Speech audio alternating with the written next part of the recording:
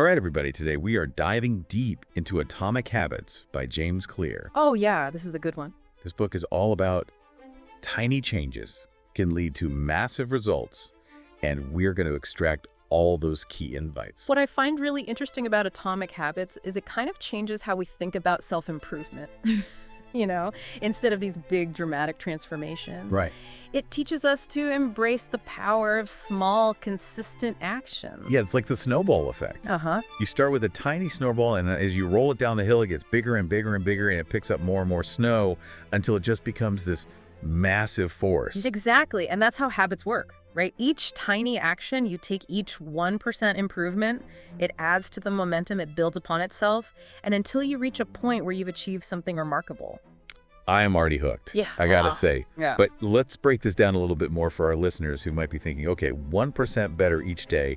How much of a difference can that really make? Well, think about this. If you get 1% better each day for a year, by the end of that year, you'll be 37 times better than when you started. 37 times? That's insane. Yeah. It's like leveling up in a video game. Precisely. And that's the beauty of compounding, right? Small changes consistently applied over time yield exponential results. Okay. Think of it like investing a small amount of money regularly. Yeah. At first, those returns might seem negligible, Right. but over time, that interest compounds and it creates significant wealth. So it's not about those dramatic overnight transformations. It's about building an asset that pays off over your entire life. It's a long game, but the payoff is huge. And one of the key principles in Atomic Habits that helps us achieve this is this idea of identity-based habits. Okay. This is where things get really interesting. You got me intrigued. Tell Yep. me more about these identity-based habits. So most people, they try to change their habits by focusing on what they want to do. But Clear argues that lasting change comes from shifting your focus to who you want to become. So instead of saying, I want to lose weight, I should be saying, I'm a healthy person. Exactly. Because our brains crave consistency. Uh-huh. When you declare who you are, Right. it forces you to act in alignment with that identity. I like that. It's like you're stepping into a new role, Right. and then your actions start to follow suit. I see what you're saying. It's fascinating, Yeah. right? And this ties into another powerful concept in the book, Okay. the 4-step habit loop. Oh, I've heard about this cue craving response reward. You got it, and Clear breaks it down so beautifully. Okay. Using this super relatable example. Yeah. Remember that late night chip craving we were talking about earlier? Oh, who doesn't? Okay, so walk me through this chip craving scenario and how it plays into this habit loop. Okay. So it's late, you're maybe a little stressed or bored, that's your cue. I need a dopamine hit cue. Exactly. Yeah. Your brain starts searching for something to make you feel good. Okay. Enter the craving, the salty, crunchy satisfaction of those chips. Then comes the response, which in this case is reaching for that bag of chips and mindlessly munching away. Oh, I know that response very well. And finally, the reward. The fleeting yet oh so satisfying dopamine rush that reinforces the whole cycle. See, I told you, this book gets deep. We're not just talking about habits here. We're talking about the underlying psychology behind why we do what we do. Exactly. And the beauty of understanding this loop is that it gives us the power to hack it. Oh. We can use this knowledge to make our good habits easier to adopt and our bad habits easier to break. Now, this is where I get excited. Tell me more about this habit hacking business. So we've got this habit loop, but how do we use it to our advantage? That is the million-dollar question. And luckily, James Clear gives us not one, not two, but 4 laws to make this happen. Yeah, he calls them the 4 laws of behavior change, and they're like this set of rules for hacking your habits. All right, spill the beans. What is the first law? Law number 1, make it obvious. This is about bringing awareness to your current habits and making your desired behavior more visible. So shining a light on what we're already doing and making the good stuff stand out. Exactly. And one of the simplest yet most effective ways to do this is through something Clear calls habit stacking.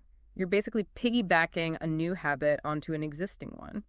Okay, so instead of trying to create this whole new routine from scratch, you just attach that new habit to something you're already doing.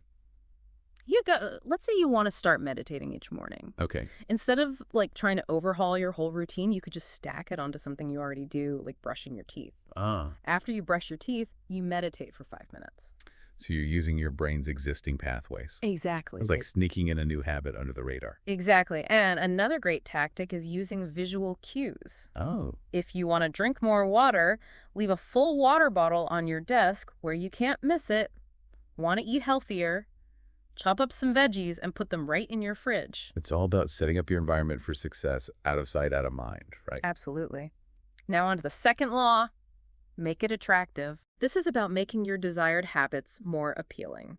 Because, let's be honest, nobody wants to do something that feels like a chore. Exactly. One of the strategies that Clear suggests is temptation bundling. Oh. This is where you pair something you want to do Okay. with something you need to do. Okay, that sounds fun. Give me an example. Let's say you love watching Netflix, Yes. but you struggle to motivate yourself to exercise. I know people like that. So you could allow yourself to watch your favorite show only when you're on the treadmill. Wait a minute. So this is just delaying gratification, right? It's more about reframing the have to as a get to. Okay. You're still working out, but you're associating it with something enjoyable, making it more appealing. I see what you're saying. You're turning that treadmill into a Netflix watching sanctuary. Exactly. And Clear also recommends joining a culture where your desired behavior is the norm.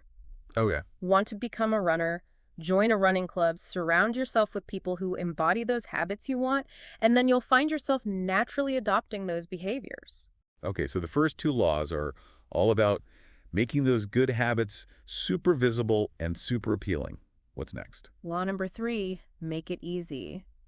This is where we focus on reducing friction and simplifying the desired behavior. So it's not just about willpower. It's about removing any obstacles that might be in our way. Exactly. And one of my favorite tools from this section is the 2-minute rule. Okay. Clear says you should break down any new habit Yeah. into a version that can be completed in 2 minutes or less. Interesting. So instead of trying to run a marathon, Right. you would start by just putting on your running shoes. Exactly. The goal is to make that initial step so easy that you can't say no. Wow. And once you've started, you're much more likely to continue. Yeah. It's like you're tricking your brain into getting on board. I love the 2-minute rule. I'm writing that one down. Sure. What else can we do to make things easier? Oh, think about your environment. If you want to read more, make sure you have a comfy reading spot with good lighting and no distractions if you want to cook more. Organize your kitchen so everything's easily accessible. Okay. It's all about removing those potential roadblocks. Setting yourself up for success. Now for the grand finale, law number 4, make it satisfying. This is about making sure your desired behavior provides some kind of reward Okay. or some positive feedback. Because us humans, we are suckers for instant gratification. Let's just say our brains are wired to seek pleasure and avoid pain. Right. So if we want a habit to stick, it needs to feel good. Enter habit trackers. Oh, yes. I love habit trackers. You get to check things off a list. Yes. See your progress, which is super motivating. Just like a mini reward in itself. Exactly. And speaking of rewards, Clear also emphasizes actually rewarding yourself for sticking with your habits. All right, let's talk rewards. What kind of rewards are we talking about here? Well, ideally, you want rewards that align with your goals and values. If you're trying to eat healthier, rewarding yourself with a giant slice of cake is probably not the best idea. Right. Probably not the best strategy, but maybe like a delicious, healthy smoothie or a new workout outfit. Now you're getting it. It's about finding rewards that are enjoyable and supportive of your goals. And remember, rewards don't have to be big or expensive. Even something as simple as taking a few minutes to relax and savor your accomplishments can be really powerful. I like that. So we've got our 4 laws. Make it obvious, make it attractive, make it easy, and make it satisfying. This is like a cheat code for life. What other gems does James Clear have in store for us? So we've got our 4 laws down, but I have a feeling there's even more.